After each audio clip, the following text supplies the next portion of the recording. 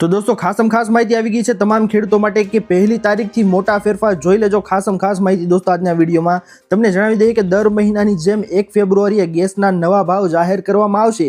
સાથે 14 કિલોગ્રામના ઘરેલું સિલિન્ડર માટે ભાવમાં સુધારો થવાની અપેક્ષા સેવાઈ રહી છે, જેની સીધી અસર ઘરના રસોડાના ખર્ચ પર પડશે.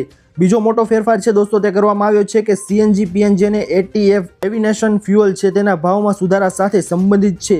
તેલ કંપનીઓ આ દિવસે આ ઈંધણ માટે નવા દરો છે તે જાહેર કરશે. આનાથી વાહન અને હવાઈ મુસાફરીના ખર્ચમાં વધઘટ થઈ શકે છે.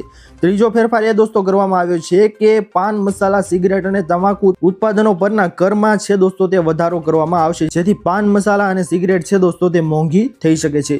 જેવું કે તમને ખબર છે દોસ્તો કે 1 ફેબ્રુઆરી 2026ના રોજ બજેટ છે તે જાહેર થવાનું છે. તેવામાં દોસ્તો હવે પહેલી તારીખથી પણ નવા નિયમો આવી ગયા છે. આ બધી જે બાબતો છે તેની અંદર સુધારો વધારો કરવામાં આવ્યો છે દોસ્તો 1 ફેબ્રુઆરીથી. ત્યારબાદની મહત્વની માહિતી આપની સામે આવી રહી છે કે ભારતની આર્મી કેટલા નંબરે દોસ્તો ખાસ જોઈ લેજો તમે બધા. તો તમને ખબર જ હશે કે 2005થી સતત સૈન્ય શક્તિના શિખર પર બેઠેલું અમેરિકા છે તે 2026માં પણ 0.0741ના સ્કોર સાથે નંબર 1 પર યથાવત છે. વિશાળ સંરક્ષણ બજેટ અને અત્યાધુનિક ટેકનોલોજી તેને અજેય બનાવે છે. બીજી તરફ દોસ્તો તમને જણાવી દઈએ કે બીજી તરફ લાંબા સમયથી યુદ્ધમાં વ્યસ્ત હોવા છતાં રશિયાએ પોતાનું બીજું સ્થાન છે તે જાળવી રાખ્યું છે અને ચીન છે દોસ્તો તે ત્રીજા સ્થાને રહીને પોતાની સેનાના આધુનિકીકરણ અને વિસ્તરણની ગતિ તેજ કરી રહ્યું છે. દોસ્તો એવામાં આ ત્રણેય મહાસત્તાઓ વચ્ચેની ત્રિકોણીય હરીફાઈ વૈશ્વિક શાંતિ અને સુરક્ષા દિશા નક્કી કરી રહી છે. તમને જણાવી દઈએ દોસ્તો કે ભારતની આર્મી કેટલા નંબરે છે. તો આ 3 દેશો બાદ ચોથો નંબર છે દોસ્તો તે ભારતીય આર્મીનો આવે છે. અને બાદ તમને જણાવી દઈએ દોસ્તો કે 5મા નંબર ઉપર સાઉથ કોરિયાની આર્મી આવે છે. તો ભારત માટે આ ગર્વની એક વાત કહેવાય, કારણ કે 3 મોટા દેશો બાદ ચોથું નામ છે તે ભારતનું આવે છે. ત્યારબાદની મહત્વપૂર્ણ ખાસ માહિતી આપની સામે આવી રહી છે કે બધાને મળશે ઘરનું મકાન, મોદીનો ફેસલો. દોસ્તો ખાસ જાણી લેજો બધા કે લોકોને સંબોધતા પ્રધાનમંત્રીએ કહ્યું કે મારો એક મોટો સંકલ્પ છે, જ્યાં સુધી દરેક જરૂરિયાતમંદ વ્યક્તિને કાયમી ઘર ન મળે ત્યાં સુધી હું આરામ કરીશ નહીં. છેલ્લા 11 વર્ષમાં 4 કરોડથી વધુ ગરીબ લોકોને કાયમી ઘર આપવામાં આવ્યા છે અને બિહારમાં પણ કાયમી ઘર બનાવવામાં આવ્યા છે. સાથે 2 લાખ લોકોને કાયમી ઘર છે દોસ્તો તે પણ આપવામાં આવ્યા છે. તો ખાસ માહિતી છે દોસ્તો, હજુ ઘણા બધા લોકો છે તેમના ઘર બનાવવાના બાકી છે. તેમાં પ્રધાનમંત્રી નરેન્દ્ર મોદીએ જણાવ્યું છે કે તેમનો આ સંકલ્પ છે દોસ્તો તે કોઈ પણ જરૂરિયાતમંદ લોકો છે તે ઘર વિના રહેશે નહીં તેવું તેમણે આશ્વાસન દોસ્તો આપ્યું હતું. તો ખાસ માહિતી છે દોસ્તો આ મધ્યમ વર્ગના લોકો માટે. ત્યારબાદની મહત્વપૂર્ણ ખાસ માહિતી આવી રહી છે આપની સામે કે સરકારની પૈસા ડબલ કરતી યોજના. દોસ્તો તમને જણાવીએ કે સરકારે તમામ ખેડૂતો માટે કિસાન વિકાસ પત્ર યોજના શરૂ કરી છે. ખેડૂતોએ આ યોજનામાં રોકાણ કરવાનું હોય છે અને આમાં ખેડૂતોને પાત્ર ખાતરીપૂર્વકનું વળતર જ નહીં પરંતુ બમણા પૈસા પણ મળશે.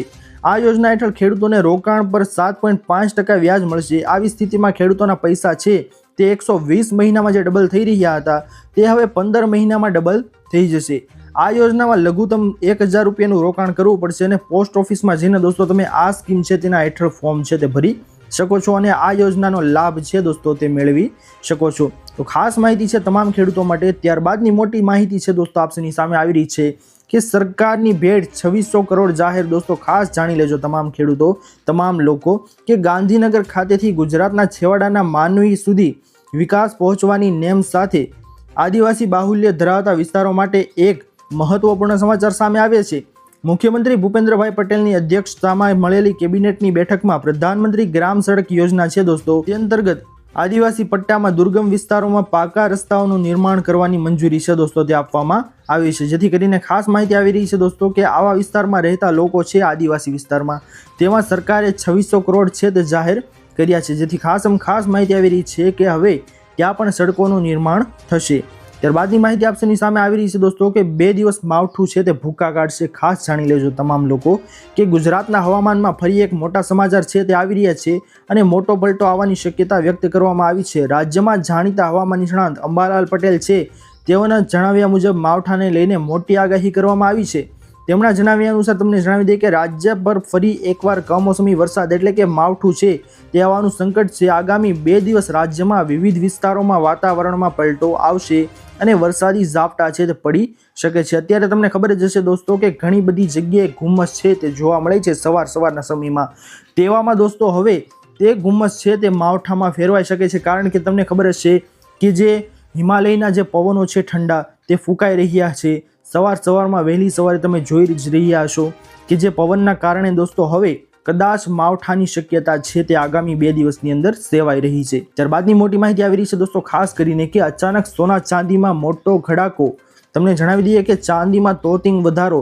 ચાંદીના ભાવમાં પ્રતિ કિલોએ 16,920 રૂપિયાનો જંગી વધારો છે તે નોંધાયો છે, જેનાથી ચાંદી હવે દોસ્તો 4.45 લાખ રૂપિયા પ્રતિ કિલોના સ્તરે પહોંચી ગઈ છે। જે ખાસ માહિતી આવી ગઈ છે દોસ્તો કે એકાએક ચાંદીની અંદર મોટો ઉછાળો છે તે જોવા મળી રહ્યો છે 2026ના નવા વર્ષની અંદર।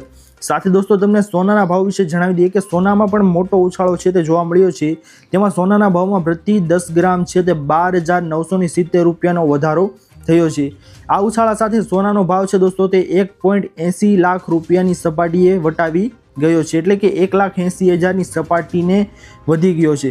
સોના ચાંદીમાં રોકાણ કરતા લોકો માટે આ મોટા સમાચાર કહી શકાય દોસ્તો કે મોટો ભાવ વધારો છે તે સોના ચાંદીમાં અત્યારે થઈ રહ્યો છે। ત્યારબાદની મોટી માહિતી આવી રહી છે દોસ્તો કે નવો નિયમ લાયસન્સ આધાર અને આરસી વિશેનો જણાવી દે તમને કે યુનિયન રોડ ટ્રાન્સપોર્ટ સેક્રેટરી ઉમાશંકરે જાહેરાત કરી છે કે ડ્રાઇવિંગ લાયસન્સ અને આરસી બુકમાં એડ્રેસ આધાર કાર્ડ મુજબ હોવું જરૂરી છે। ડ્રાઇવિંગ લાયસન્સ ધારકોએ પોતાનું નામ, સરનામું તથા મોબાઈલ નંબર અને અન્ય વિગતો આધાર કાર્ડ મુજબ કરાવવાની રહેશે, એવો નિયમ લાવવા સરકાર વિચારી રહી છે।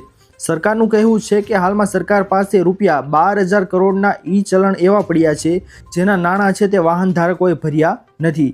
આથી ગુનેગારોને કાબૂમાં રાખવા અને જે કસૂરવાર વાહન ધારકો નિર્ભયતાથી ફરે છે તેવા લોકોને પકડવા માટે દોસ્તો આ નિર્ણય લેવામાં આવ્યો છે। જેથી દોસ્તો ખાસ માહિતી આવી રહી છે કે લાયસન્સ આધાર આરસી ધારકો માટે આ 12,000 કરોડના ઈ ચલણ એવા પડ્યા છે જે વાહન ધારકોએ ભર્યા નથી, તેથી આવો નવો નિયમ છે દોસ્તો તે સરકાર લાવી રહી છે।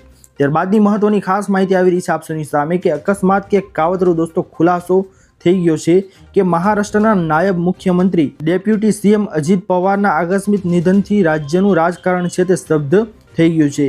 એક તરફ વિપક્ષી નેતાઓ આ વિમાન દુર્ઘટનાને શંકાની નજરે જોઈ રહ્યા છે અને તેને કાવતરું છે તે ગણાવી રહ્યા છે। તમને ખબર જ હશે દોસ્તો કે હાલ થોડા સમય પહેલા તે અમદાવાદની અંદર જે વિમાન દુર્ઘટના થઈ હતી તેમાં પૂર્વ મુખ્યમંત્રી વિજયભાઈ રૂપાણી છે તેમનું અવસાન થયું હતું, તેથી હવે તમામ લોકો છે તે આ વિમાન દુર્ઘટનાને તેની સાથે જોડી રહ્યા છે।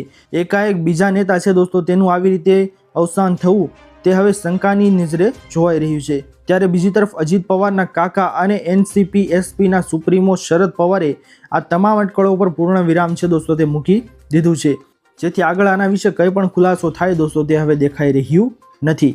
તો ખાસ માહિતી છે દોસ્તો આ તમામ લોકો માટે। તો દોસ્તો આ હતી આજની સૌથી મોટી અને મહત્વની તમામ ખેડૂતો તમામ લોકોને કામ લાગી શકે તેવી ખાસ માહિતી। આશા કરું છું દોસ્તો કે આપને આ મહત્વની ખાસ માહિતી છે તે પસંદ આવી હશે। જો પસંદ આવી હોય તો વિડીયોને લાઇક કરવાનું ભૂલતા નહીં। ચેનલ પર નવા આવ્યા હો તો અમારી ચેનલ ખેડૂત ઓનલાઈન પોઈન્ટને સબસ્ક્રાઇબ કરી અને બાજુમાં આપેલા બેલ આઇકન પણ પ્રેસ કરી દેજો, જેના લીધે આવી જ મહત્વની ખાસ માહિતી આપને આ ચેનલના માધ્યમથી મળતી રહે। દોસ્તો મળી આવ્યા પછીના વિડીયોમાં, ત્યાર સુધી જય હિન્દ અને વંદે માતરમ।